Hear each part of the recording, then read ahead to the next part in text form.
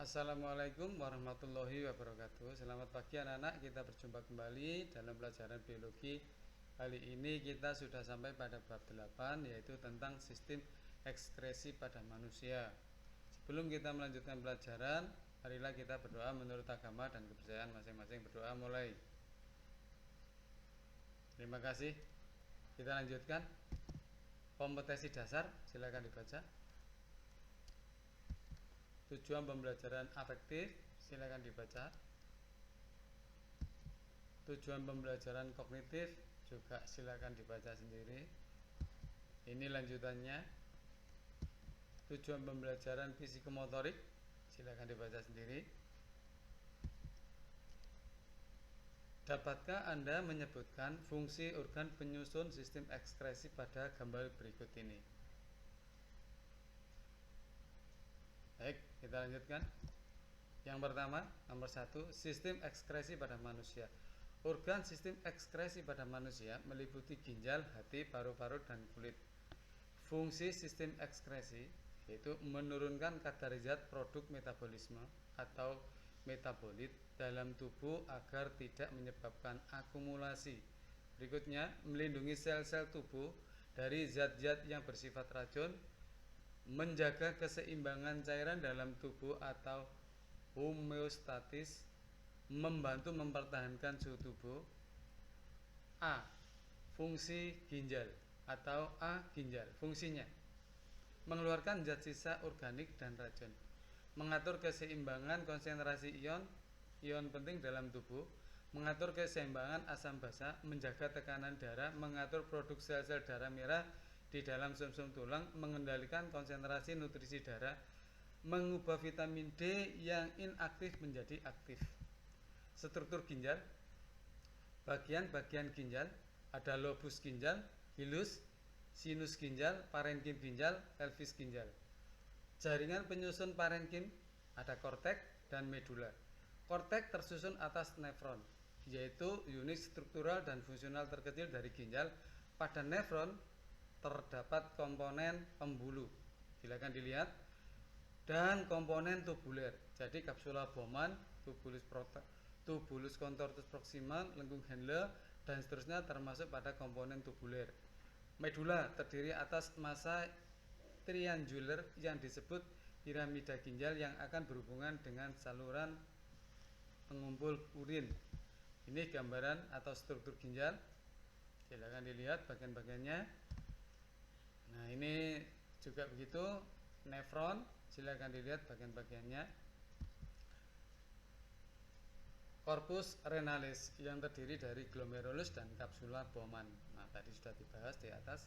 Berikutnya, proses pembentukan urin. A. Filtrasi glomerulus, yaitu proses penyaringan plasma bebas protein melalui kapiler glomerulus ke dalam kapsula Bowman. Cairan yang difiltrasi akan melewati membran glomerulus yang mampu menahan sel darah dan protein plasma, serta melewatkan air dan molekul berukuran kecil. Hasil filtrasi glomerulus atau filtrat glomerulus atau urin primer mengandung air, zat terlarut, di situ glukosa, yaitu klorida, natrium, dan lain-lain, tanpa protein, plasma, dan elemen seluler. Berikutnya yang B, reabsorpsi, yaitu proses penyerapan kembali zat yang dibutuhkan oleh tubuh. Terjadi di tubulus contortus proximal, lengkung Henle, tubulus contortus distal, dan tubulus collectivus. Zat yang diserap masuk ke kapiler peritubular dan dikembalikan ke sistem peredaran darah. Zat yang diabsorpsi yaitu ion natrium, ion klorin, glukosa, air, urea, dan ion anorganik. Hasil reabsorpsi disebut urin sekunder. Berikutnya C, augmentasi, yaitu proses transport aktif yang memindahkan zat-zat tertentu dari darah ke dalam urin.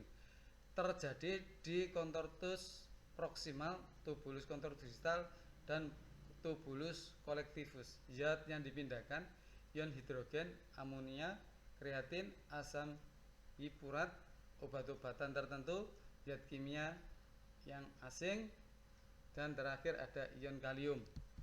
Nah, ini gambarannya. jalur pembentukan urin. Kita lihat lagi, penyimpanan sementara urin dan berkemih. Urin dari ductus collectivus ke pelvis renalis ke ureter, kemudian ke vesika urinaria. Dinding kandung kemih berlipat-lipat, silakan dilihat. Struktur otot yang dapat meregang untuk meningkatkan kapasitas penyimpanan urin. Keinginan buang air kecil disebabkan isi urin dalam kandung kemih sudah mencapai 170 sampai 230 ml. Urin dari kandung kemih mengalir ke ureter, kemudian melalui lubang luar atau officium ureter dibuang keluar tubuh. Berikutnya faktor yang mempengaruhi pengeluaran atau faktor yang mempengaruhi proses pembentukan urin. A.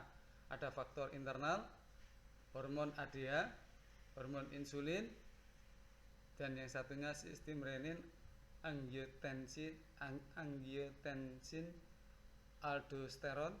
Faktor luar ada suhu, jumlah air yang diminum, alkohol yang dapat menghambat pembebasan ADH. Berikutnya karakteristik urin atau karakteristik urin. Sifat fisik urin.